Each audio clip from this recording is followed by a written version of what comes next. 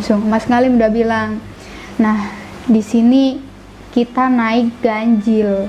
Biasanya kalau naik ganjil ada yang genapin, kalau nggak diambil satu ditambah satu. Mas Ngalim udah bilang gitu.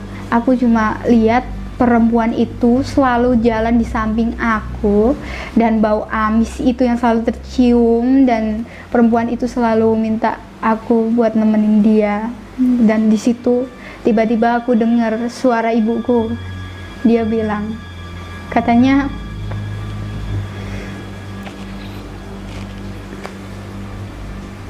dia bilang gini, apa, kamu udah naik, jadi kamu janji harus turun. Aku selalu dengar kata itu waktu cewek itu mau ngajak aku.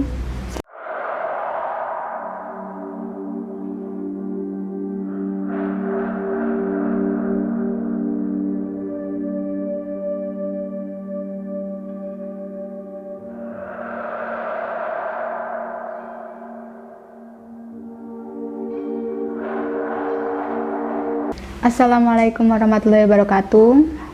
Saya Tia, dan di sini saya akan bercerita tentang pengalaman pendakian saya di Gunung Sumbing ya. Saya itu berlima, yaitu saya, Bunda itu ibu kantin yang sering saya panggil Bunda, dan Mas Ngalim, Rizky adik kelas saya, dan Slamet satu angkatan tapi beda jurusan. Di situ tanggal 24 Januari 2019 tepat pendakiannya itu.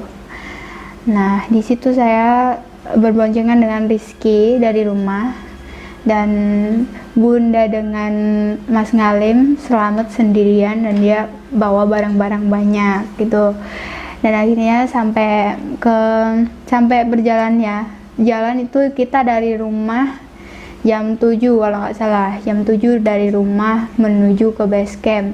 Dan di jalan itu ternyata kita ada sedikit apes ya, karena di jalan itu tiba-tiba ada lobang di jalan, dan motornya aku sama Rizky, motornya itu ngelewatin jalan berlubang itu.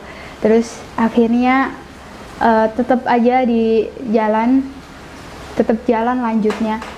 Langsung akhirnya ada pengendara dari belakang tuh bilang bannya mau copot gitu. Bannya udah berasap gitu, aku nengok ke belakang emang udah berasap hitam gitu. Akhirnya turun dan dilihat emang bannya udah mau copot karena as yang menghubungkan ban dengan rangkanya itu patah. Terus akhirnya itu kan aku boncengan sama si Rizky. Akhirnya si Rizky dan Mas Ngalim itu akhirnya turun dan mencari bengkel las terdekat.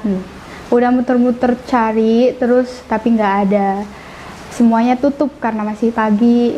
Jadinya akhirnya kita tunggu sampai beberapa saat ada bengkel las terdekat tapi belum buka. Jadinya ya terpaksa motornya ditinggal dan dipasrahkan, mau diambil besok ketika sudah pulang. Akhirnya kita melanjutkan perjalanan, dan salah satu dari kami harus naik bis, ya itu Mas Ngalim. Dan motor yang tadinya dibawa Mas Ngalim dibawa sama Rizky dan berbonceng dengan aku. Terus Bunda, ya orang yang biasa aku panggil Bunda, dia berboncengan dengan Slamet. Nah, nggak sampai di situ, ternyata bisnya itu nggak bisa ke jalanan yang ada di base camp.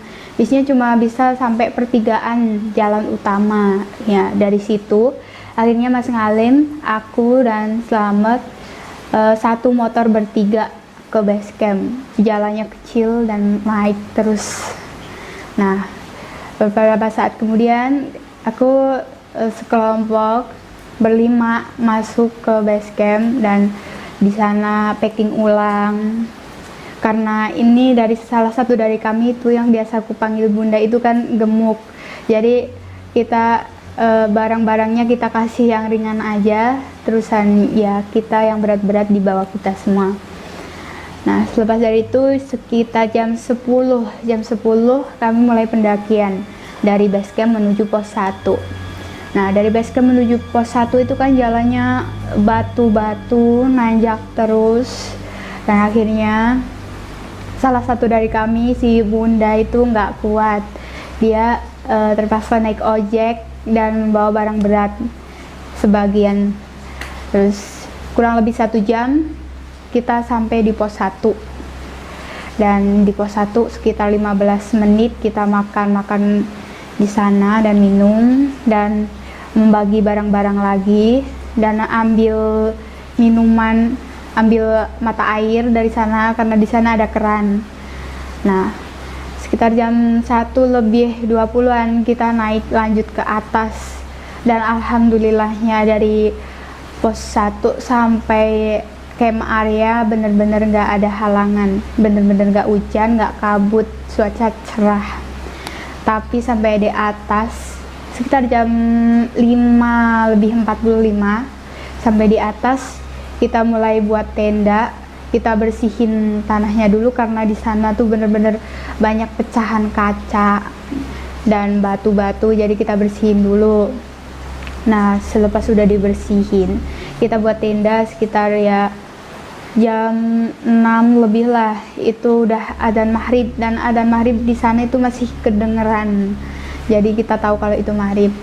Terus kita udah langsung istirahat ke tenda, dan kebetulan di sana juga ada penjual, jadi salah satu dari kami beli gorengan biar menghangatkan tubuh, dan juga ada yang packing buat masak gitu. Nah, setelah masak dan kita makan semua, nah di situ kita cuma bawa tenda 1 kapasitas 6 buat berlima, dan di sini itu kami naik sama ini orang udah dewasa ya, jadi nggak berpikiran negatif gitu. Kami berlima dan di situ tapi 1 tenda.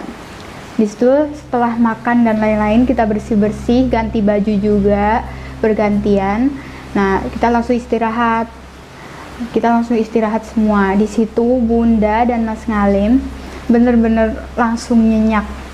Sedangkan aku, Rizky, dan Slamet itu nggak bisa tidur sedikit pun. Nah, mulai dari situ kita rasakan tiba-tiba tuh dari tadinya cerah, tiba-tiba ada gerimis dan juga badai. Gerimis dan juga badai yang begitu besar. Dan akhirnya tenda kami tergoncang-goncang. Begitu. Akhirnya setelah itu aku, Slamet dan juga Rizky langsung coba melihat ke daerah luar, dan pas kita keluar itu ternyata di luar nggak ada apa-apa, gerimis dikit dan masih banyak yang lain yang masih di luar. Mereka ngopi-ngopi bareng, masih gitaran dan nyanyi-nyanyi bareng gitu. Tapi anehnya pas kita masuk lagi badai lagi. Itu anehnya di situ. Di situ kami mulai merasakannya. Nah, akhirnya dari situ kami diem aja dan mencoba untuk terlap, mencoba untuk istirahat, dan akhirnya udah sampai lama tetap nggak bisa tidur, sampai semuanya bilang kok aneh gitu. Akhirnya kan dari situ anginnya nambah kenceng dan tiba-tiba aku kerasa pengen buang air kecil kan. Jadi aku ke belakang tenda lah. Setelah itu aku masuk, dan anehnya di situ setelah masuk suasana jadi sepi lagi. Terus aku keluar lagi sama si Rizky ngecek, dan ternyata emang langsung di luar itu ternyata emang badai, padahal tadi dilihat ya masih biasa aja gitu. Nah, setelah itu ya kami langsung melanjutkan untuk istirahat dan berusaha untuk bisa menjamkan mata ya di situ. Dan akhirnya setelah beberapa menit, ada setengah jam rasanya ya, tapi setelah dilihat jamnya itu baru 10 menit. Dan di situ sehabis aku dari belakang tenda itu ya, tiba-tiba tuh kayak ada nenek-nenek bungkuk muterin tenda gitu. Dan setelah itu langsung aku ajak Rizky buat periksa tenda. Nah, setelah itu aku keluar dan periksa tendanya, ternyata di luar itu nggak ada apa-apa, cuma ada angin biasa dan nggak ada siapapun di sekitar tenda kita. Nah, setelah itu kami masuk lagi dan kami memutuskan untuk mengawasi aja malam ini, nggak usah tidur, awasin aja, takutnya ada apa-apa yang terjadi di salah satu teman kami gitu. Nah kebetulan si Slamet ini kan anaknya gini, penakut, jadi dia itu takut banget, jadi dia di tengah-tengah dan aku dan Rizky memutuskan untuk duduk aja di pinggiran, di pojok tenda kami duduk. Dan tiba-tiba bener-bener badai gede banget, dan nggak tahu kenapa dari tenda itu, dari atas tenda kayak ada tangan besar itu kayak neken tenda gitu, neken ke dalam tenda sampai tendanya itu bener-bener roboh. Dan akhirnya kita lihat dan kita ini bangunin Mas Ngalim dan juga Bunda itu aku bangunin, dan aku bilang ini apa, ada badai gede, terusan minggir aja. Itu kan Bunda kan tidurnya di tepian itu basah, jadi aku suruh ke tengah lagi biar aku yang jagain tendanya. Aku benerin sama Rizky, beraniin keluar benerin tenda, dan kita benerin tenda sewaktu itu juga. Dan setelah kita benerin tenda tuh, kita masuk lagi dan mereka udah lelap semua, cuma Slamet itu karena penakut dia nggak berani untuk memejamkan mata. Dan akhirnya setelah itu ditunggu beberapa menit lagi, dan ternyata ada lagi yang terjadi, kayak sesosok bentuknya kayak pocong gede roboh di tenda yang tadi lagi. Dan itu tendanya bener-bener sampai roboh, sampai semuanya yang udah tidur itu kena tenda dan mereka basah. Nah akhirnya mereka kebangun semua dan tanya ada apa gitu, dan aku nggak cerita sama Rizky, cuma bilang kalau di sini tuh ada badai dari tadi gede. Nah Mas Ngalim curiga karena dia kan juga kayak aku gitu. Nah dia curiga, langsung dia keluar. Nah setelah dia keluar lihat yang lain tendanya baik-baik aja dan nggak terjadi apa-apa, padahal mereka lebih di atas gitu, dan aku tendanya di bawah, jadi lebih ketutup sama tepian ini tanah. Nah terus sampai itu, terus Mas Ngalim bilang kalian jujur ada apa gitu. Terus aku bilang Pak Mali jangan bilang di sini, bilang apa, besok aku ceritain aja di bawah gitu. Akhirnya ya cuma Mas Ngalim, Rizky dan aku yang tahu di situ. Nah akhirnya Mas Ngalim memutuskan untuk berjaga tenda di situ. Dia nggak mau sampai ya dianggap adik-adik kan gitu ya, dianggap adik-adiknya kenapa-napa gitu, takutnya semalam mereka jaga malah aku yang tidur gitu pikirnya. Nah akhirnya tuh sampai pagi kita bertiga akhirnya berjaga, dan di situ Bunda dan Slamet akhirnya tidur di sana. Nah sampai pagi itu sekitar jam 4 kita bangun, dan aku bangunin mereka semua dan udah bilang jam 4 gitu.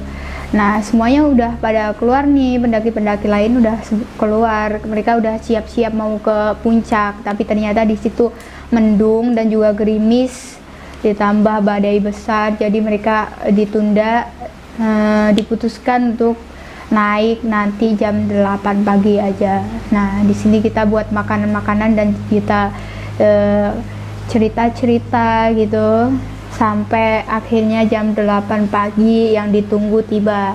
Dan akhirnya pas jam 8 pagi itu ternyata cuaca masih seperti yang tadi jam 4, masih mendung, kabut dan juga gerimis. Tapi kita memutuskan untuk tetap berjalan ke puncak karena sayang udah sampai sana kalau mau kembali ke base camp aja gitu. Nah di situ kita naik sampai Pasar Setan. Nah di Pasar Setan itu ada pendaki yang mau ke atas tapi nggak jadi gitu, dia kembali. Dia bilang katanya di sana kabutnya tebel banget, jadi nggak jadi buat naik gitu. Nah tapi kita kelompok pendaki pertama yang memutuskan untuk tetap naik. Akhirnya kita tetap naik, dan akhirnya yang di belakang kita tetap ikut kita. Mereka mau balik tapi nggak jadi karena kita berani, jadi mereka mau ikut berani gitu. Jadi akhirnya kita naik terus, dan di situ kita ya naiknya kepisah-pisah, bener-bener kepisah-pisah karena si bunda itu kan gemuk, jadi jalannya agak berat, jadi dia paling belakang. Dan aku, Rizky dan Slamet itu paling depan, dan Mas Ngalim di tengah-tengah karena ya dia nggak mau kehilangan salah satu temannya. Nah akhirnya di situ kita terus di jalan itu nungguin yang lain, terus sampai akhirnya pendaki yang tadinya di belakang kita, mereka udah nyalip ke depan gitu. Nah di situ bener-bener kabutnya tebel banget, dan di situ parahnya kita semua nggak bawa mantel. Dan mantelnya itu ditinggal di tenda. Nah setelah itu langsung aja kita naik terus, dan sampai Watu Kota itu kan, batu yang gede-gede. Di situ kita ngumpul, dan kita tuh tanya-tanya di jalan ketemu siapa aja gitu. Dan akhirnya aku bilang, kayaknya tadi Mas Ngalim udah di depan, kok masih di belakang gitu. Makanya aku dari tadi duluan terus, gara-gara kan aku ngikutin Mas Ngalim terus gitu. Padahal Mas Ngalim masih di belakang terus, dari tadi lihat aku tapi kok aku kayak nggak lihat gitu, dia bilang gitu. Nah akhirnya di situ kita bener-bener langsung menjaga satu sama lain, langsung udah curiga kalau ini bakal terjadi apa-apa. Langsung Mas Ngalim udah bilang, nah di sini kita naik ganjil. Biasanya kalau naik ganjil ada yang genapin. Kalau nggak diambil satu, ditambah satu. Mas Ngalim udah bilang gitu. Nah, langsung aku bilang gini, ya semoga aja nggak diambil. Kalau memang dia mau ikut ke kita nggak apa-apa, tapi semoga kita jangan diambil dan jangan sampai rumah ikutnya gitu. Aku udah bilang gitu. Dan akhirnya kita naik semua ke atas, ya nggak ada halangan apa-apa sih, cuma kabut sama hujan gitu. Dan sampai atas kita bener-bener bersyukur karena nggak ada yang terjadi gitu. Nah pas turun kan ada kayak rumput gitu, rumput lebat. Aku tuh kayak lihat jaket kuning, terus di situ tuh kayak ada tulang-tulang gitu, tulang-tulang udah busuk, dan jaket itu tuh udah sobek-sobek kayak mayat nggak keurus gitu loh. Terus aku turun, aku cuma gini, biasa kayak gitu, aku kan udah biasa. Jadi aku pikir itu udah biasa lah, nggak usah ditanggepin, lewatin aja. Nah pas aku udah di depan tuh, aku lihat ke belakang udah hilang, dan aku tanya sama Mas Ngalim, lihat nggak? Ternyata nggak ada yang lihat selain aku. Langsung kita turun lagi, karena cuaca seperti itu kita nggak lama-lama di puncak. Dan kebetulan puncak utamanya itu kan longsor, jadi kita cuma bisa ke puncak Raja Wali. Langsung turun aja kita di sana, cuma foto sedikit karena kabut ya. Udah turun sampai bawah, kita memutuskan untuk packing langsung karena takut kesorean, dan karena takut juga lebih parah kejadiannya. Kita di tenda langsung packing, beres-beres, dan kita siap untuk turun. Nah di perjalanan pulang, aku tuh ya biasa aja. Berjalan pulang tuh dari jam 12 kita mulai turun dari camp area. Kita mulai turun ke bawah, dan cuaca di situ cerah. Sampai bawah tuh cuacanya cerah, nggak mendung dan nggak kabut. Nah di situ kita akhirnya turun, dan anehnya dari pos 2 ya, dari pos 2 aku tuh cium bau amis banget gitu kan. Amis banget, bener-bener amis. Dan aku adanya tuh setiap jalan, sepanjang jalan ludah. Dan si Rizky tadinya di depan aku dan lihat aku ludah, ternyata ludahku tuh darah. Dan akhirnya si Rizky memutuskan untuk di belakang aku, dia nggak mau sampai aku di belakang. Dan dari situ aku ngerasa aku jalan, tapi Tapi tuh di situ gini, aku nggak tahu aku lagi jalan di mana gitu. Aku cuma lihat tiba-tiba di pos 2 itu kan ada rumah-rumahan kecil dan banyak pohon gitu. Tiba-tiba di sana ada perempuan berbaju kebaya merah dan dia itu nangis duduk di pohon. Dia tuh nangis dan tiba-tiba dia minta temenin aku. Katanya dia kesepian gitu. Dan setelah itu aku cuma nengokin dia terus, tapi aku di situ masih jalan terus. Dan bau amis itu selalu tercium dan aku selalu ludah darah di sepanjang jalan. Rizky lihat itu semua dan dia tahu kalau aku sedang ada dalam gangguan gitu. Dia diem aja, dia nggak berani negur dan dia nggak berani bilang sama yang di depan karena takutnya mereka takut gitu, ketakutan. Jadi Rizky cuma diem aja, yang penting aku nggak keculik gitu dia mikirnya. Dan akhirnya tuh si Rizky berhenti dan dia nengok ke belakang. Dia pernah cerita sama aku, katanya di belakangnya dia diikutin pocong besar. Dan setelah itu tapi aku masih setiap jalan dari pos 2 ke pos 1 aku benar-benar gak kerasa kalau aku tuh jalan di jalan itu. Aku cuma lihat perempuan itu selalu jalan di samping aku dan bau amis itu yang selalu tercium, dan perempuan itu selalu minta aku buat nemenin dia. Dan di situ tiba-tiba aku dengar suara ibuku. Dia bilang, katanya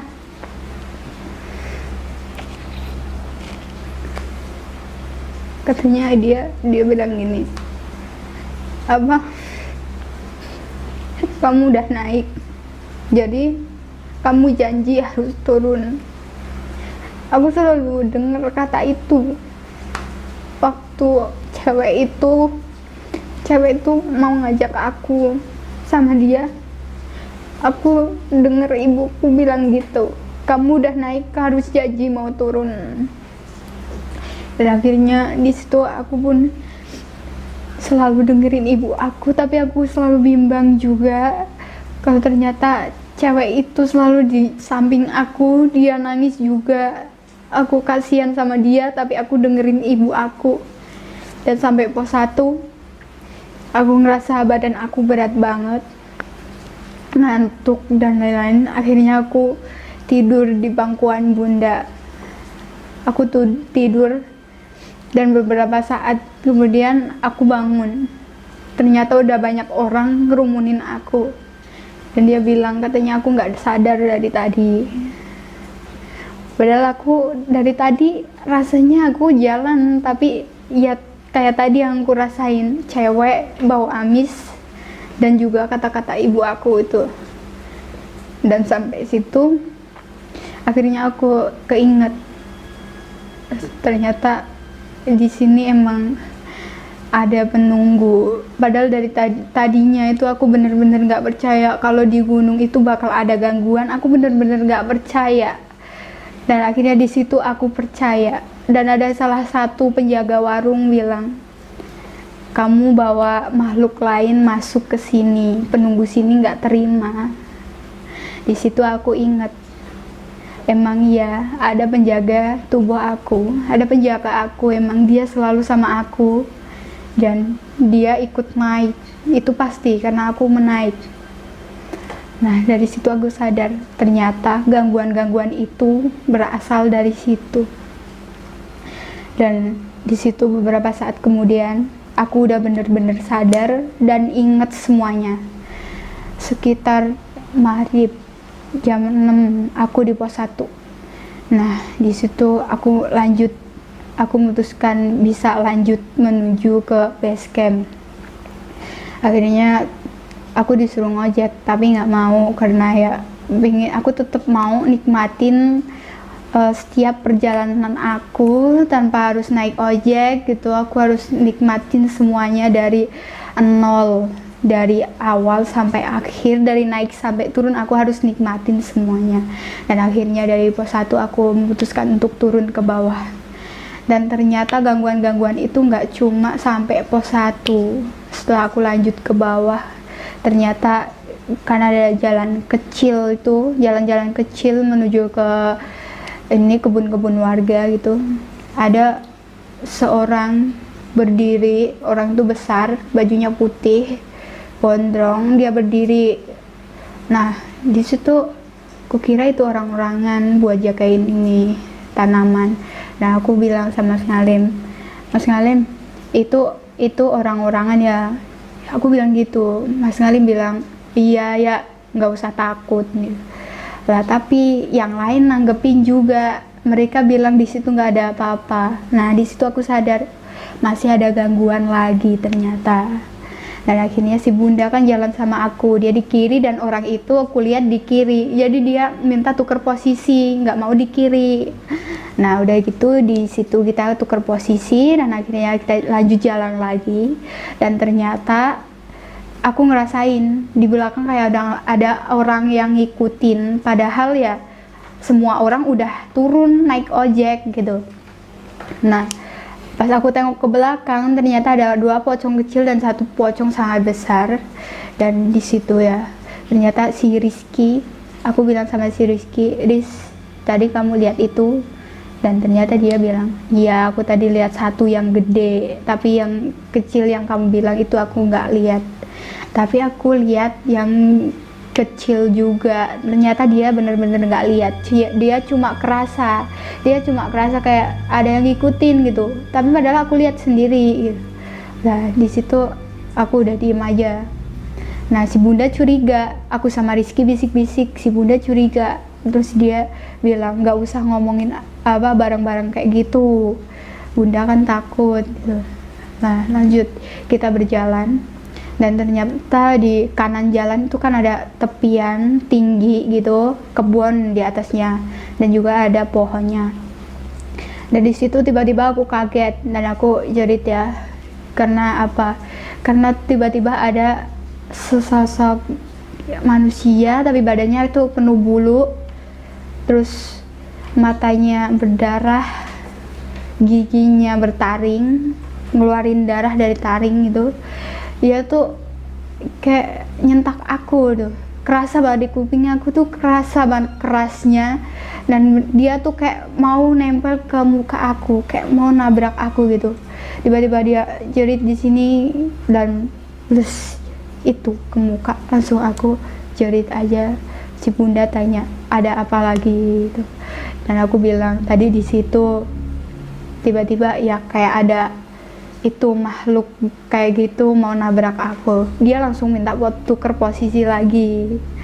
Nah akhirnya kita tetap jalan karena aku ya cuma kaget. Kalau kayak gitu sih udah biasa kan, cuma kaget aja. Jadi kita lanjut jalan dan akhirnya di simpangan itu, 1 ke kebun warga dan 1 ke base camp. Di simpangan itu ternyata adalah jalan menuju makam. Dan di situ aku ingat tadi pas kemarin pas kita naik nggak ada salam di sini.